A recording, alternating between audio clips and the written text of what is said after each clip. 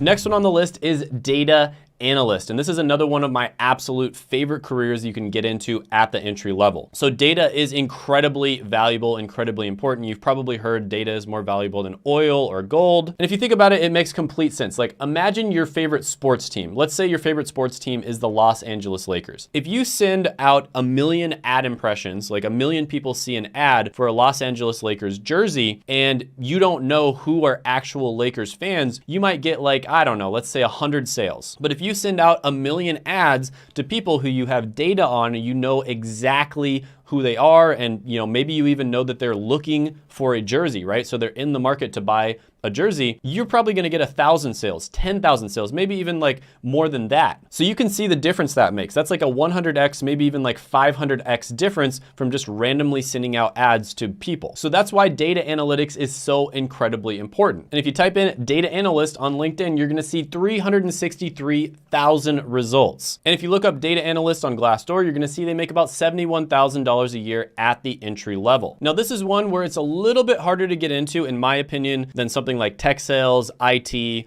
or digital marketing. And I've actually looked for a good course that basically takes you from like A to Z, zero to hero, and teaching you how to get into data analytics. And I was never able to find one, but a really good place to start is the Google Professional Certificate for Data Analysts. That might not get you all the way, but it'll probably get you like 80% of the way there. So this one, I can't quite give it a 10 out of 10. If I'm able to find a course for that just takes you from 0 to hero, I will give it a 10 out of 10, but this one I'll give a 9 out of 10 at this point. Next on the list is going to be a creative director. And of course, the one that I would recommend going into is not like working in Hollywood or working for big advertising agencies, but actually working for a social media company. So this is another position that I recently hired. I got Job on my team, and he basically is a creative director for the YouTube channel. And as a creative director, you're gonna help a company in all things related to their creative direction that involves artistic work. So if you look this one up on LinkedIn, there's about 16,000 results. That's pretty good. And if you look it up on Glassdoor, there's 142,000 results. Now, this is not an entry-level position per se. This is one where it's gonna be easy for you to get in if you do have some experience. But with that being said, if you niche down and you become a creative director specifically for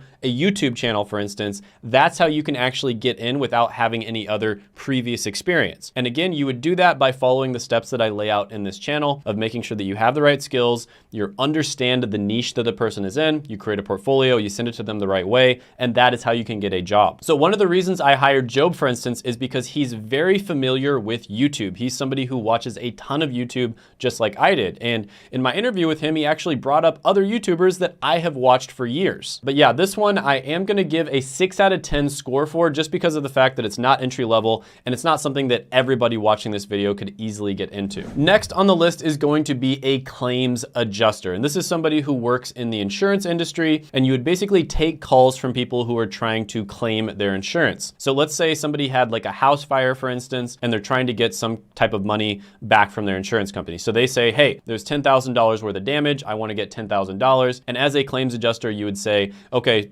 send me the information, send me the photos, send me the details of what happened. And you would determine how much you're going to give them or if you're going to give them anything at all. So this is kind of another one of those jobs where, yes, it is relatively easy to get into, but it can also be a little bit soul-sucking, because let's be honest, you have the best interest of the company in mind. So your goal is to give them the least amount of money possible. And of course, some companies are going to be better about this than others, but yeah, I think you get my point here. If you look this up on LinkedIn, there's about 2,000 results. And if you look it up on Glassdoor, you're going to see they make about $54,000 a year. So this is one that you can get into relatively easily. You don't need a college degree. You don't need previous experience in many cases. But with that being said, I'm going to give this one a 4 out of 10. Next on the list is going to be instructional design. This is another one of my favorite careers out there right now. So this one absolutely blew up during the pandemic, and I have a friend who is in instructional design, and he was kind of just working as a freelancer. And during the pandemic, he was actually able to start a fully fledged business from this, where he makes hundreds of thousands of dollars a year. So this is one that you can work part-time, you can do as a freelancer, or you can get a full-time job, or you can start your own business. So it's extremely flexible. And basically what instructional design is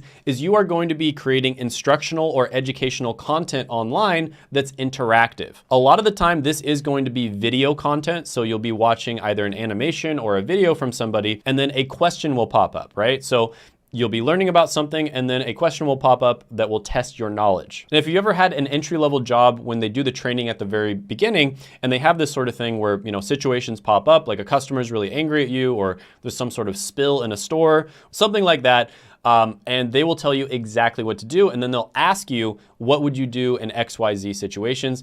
Chances are an instructional designer created that. Now, if you look up instructional design on LinkedIn, there's about 17,000 results, but this is one where there's a lot of different like job titles related to it that are different. So there's actually a lot more results than that. And I actually just find this extremely interesting in general because they're basically trying to make learning more fun, right? So they're kind of trying to gamify learning when it comes to instructional design, which I think this is gonna get even bigger in the next 5 to 10 years. This is also a very artistic endeavor. So you are going to be kind of creating videos, you're gonna be creating animations, and you are going to be educating people as well. So this can be a really good one if you're somebody who wants to do art as a career. And on Glassdoor, they say you make about $78,000 at the entry level. And of course it gets much higher than that once you move up to the higher level positions. So this one is gonna get a 9 out of 10 career score from me. Next on the list, we're gonna talk about SEO specialist. Now, SEO stands for search engine optimization, and this is basically how you get blogs and websites to rank on the top of Google. And I cannot emphasize how important it is to have your website ranking on the top of Google on the first page rather than on the second page or the third page, because it can literally make like a 100x or a 1000x difference in the amount of money that your company makes. Now, there are a ton of different names for different SEO related roles. I'm not gonna go into all of them, but just know that this one has a ton of opportunity. If you look on Glassdoor, it says SEO specialists make about $59,000 a year. Of course, that is the entry level role. You can move up into much higher level roles down the line. So yeah, this is one that you can get into relatively quickly. There's a lot of different SEO specialist type roles out there that I don't have time to get into in this video, but this is one where I'm gonna give it an 8 out of 10. Next, let's talk about executive assistants. And this one is basically exactly what it sounds like. So you are basically going to be an assistant to somebody who's high up in a company like a CEO or an executive. So you're probably going to be doing things like managing a schedule, booking flights for them, fielding calls, etc. Now, one thing that's really interesting about this role that is a huge upside to me is you are very likely going to be often communicating with other kind of like high level people. So if you're somebody who has the goal of being an executive later on in life, this might be a really good opportunity for you because you're going to be communicating with them, you're going to be talking to them. It might even be a great way for you to network. And there's actually a story I heard of somebody who wanted to be a producer in Hollywood, and this is kind of the way that she got into that. She became an executive assistant for a real producer in Hollywood, and she was able to network with a bunch of other people and do a really good job, and eventually she became a producer herself. And if you didn't know, becoming a producer in Hollywood is incredibly difficult. It's like one of the hardest jobs you could possibly get. But with that being said, this is a high stress job, and becoming an assistant alone, it doesn't have a lot of vertical growth to it unless you have like a very specific goal. And also because of the fact that it's a little bit harder to get into. For that reason, I'm gonna give this one a 5 out of 10 score. Next, let's talk about virtual recruiters. And this is basically a recruiter for a company that just works virtually. It's that simple. Now, as a recruiter, you're basically gonna go out there and look for the right people to fill certain positions for companies. And on LinkedIn, there's actually over 243,000 results when you type in recruiter. And if you look at this one on Glassdoor, recruiters make about $69,000 a year on average. Now, this is one where there is a lot of incentive. So if you're a really good recruiter and you recruit for the right types of careers and you do a really good job basically finding the right people for those careers, companies will pay you a lot more. Now, overall, I'm gonna say this one, it's a little bit harder to get into. It's also really difficult to be a good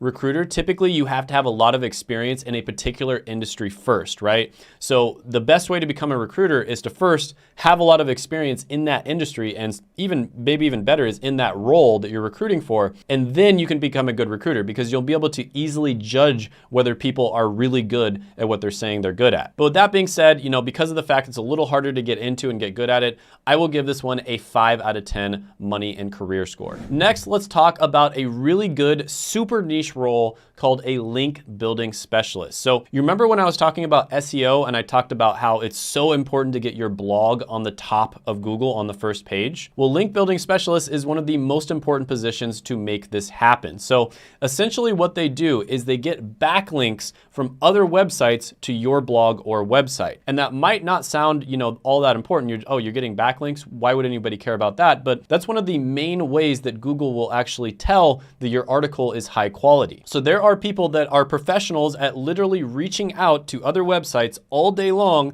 and trying to get backlinks from those websites. Now, according to LinkedIn, link building makes about $77,000 a year. And this is kind of an entry-level position. But with that being said, you're gonna have a lot more success if one, you're an expert on whatever niche your blog is in, and two, you're really good at negotiating. So they're not gonna just give you backlinks for free. You have to give them value first, and that means you have to get good at negotiating. But with that being said, let's say you're an absolute personal finance nerd like me, you could work for a personal finance blog and reach out to other personal finance related blogs and try to get backlinks from them. And because of the fact that you're so familiar with the industry, it would give you a massive advantage. But again, on this one, I'm assuming you're an 18-year-old that has no skills or anything like that.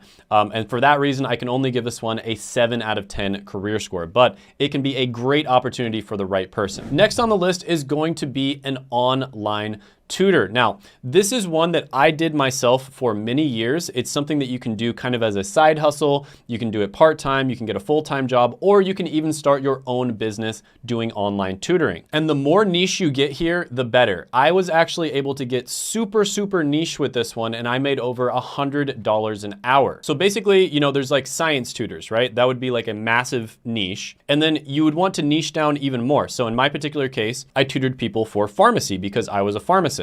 And even then, I don't think you're niching down far enough, even when you do that. You want to niche down even further. And what I did in my particular case is I tutored people in a specific pharmacy entrance exam called the PCAT, or the Pharmacy College Admissions Test. And that is how I was able to make over $100 an hour when I was relatively young and inexperienced. Now, if you look up online tutor on LinkedIn, you're going to see 267,000 results. So there's a ton of opportunities for online tutors. And if you look it up on Glassdoor, you're going to see about $44,000 a year. So I think the reason most people don't get paid very much as online tutors is because they don't niche down enough. That's the common mistake that you just see over and over and over again. If you're just a science tutor, for instance, that's definitely not niche enough. And so because of the fact that you sort of do have to be an expert and you have to kind of understand your niche, I can't give this one a super high rating, but I will say this is probably the best side hustle that I personally ever did. And for that reason, I'm gonna give this one a 6 out of 10 money score. Okay, so next on the list is going to be quality assurance analyst. And this is basically somebody who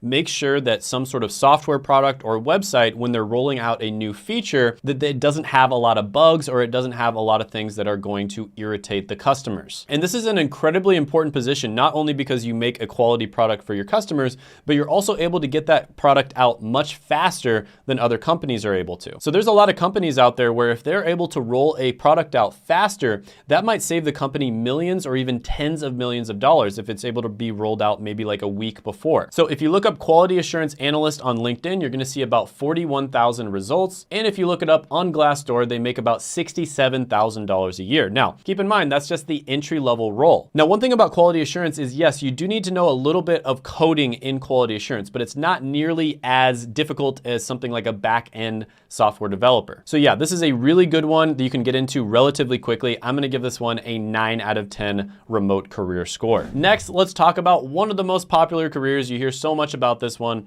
and that is software developer. There's basically like an entire industry around teaching people how to become software developers because it is such an in-demand skill. Now, there are many different ways of getting into software development, which is basically coding. You're gonna be coding different computer programs, different software, different websites, etc. Now, some people get into this by getting a computer science degree or a software engineering degree. Some people get into this by going to a tech boot camp that costs typically around like $10,000. Some people get into this by doing certifications. Some people get into this by self-teaching. Some people do online courses. So you're gonna hear lots of arguments about the best way to get into software development. Everyone has their own opinion on it, but one thing is for sure, and that is if you are able to land a job, this is one of the best jobs you can possibly get. If you look at the Financial Independence Retire Early subreddit, which is basically a bunch of people who want to try to retire by the time they're 30 or 40, you're gonna see this is the most common career that a lot of these people have. And on LinkedIn, if you look up software development, you're gonna see 280,000 results. And if you look it up on Glassdoor, amazingly, even though it's an entry-level job, you're gonna see that you can make about $95,000 a year. Now, this one, it used to be incredibly easy to get into. Like 5 or 10 years ago,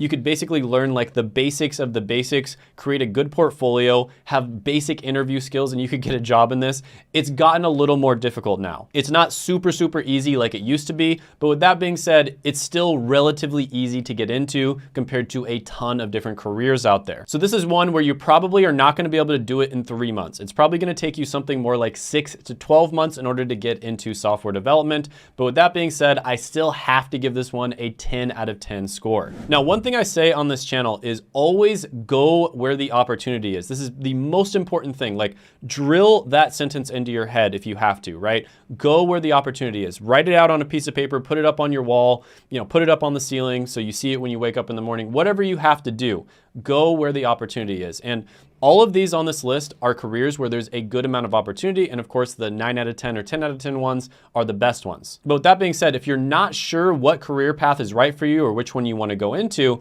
and you want to sort of like sample them, sort of like a sample platter at a restaurant, what I recommend is the Google Professional Career Certificates. And basically the reason these certificates were created is because there were certain positions at companies like Google, Facebook, etc., that they were having a ton of problems filling. They were having a lot of issues finding people that had these skill sets. So instead of relying on colleges, which weren't doing a good job, they decided to create their own professional certificate program. And that's exactly what they did. And they created the Google Career Certificates. So you can basically audit these completely free. And if you want to get the certificates, it doesn't cost very much. It's about $39 a month. And I made a video where I went over the top 5 Google Professional Certificates, and I highly recommend you check that out right here.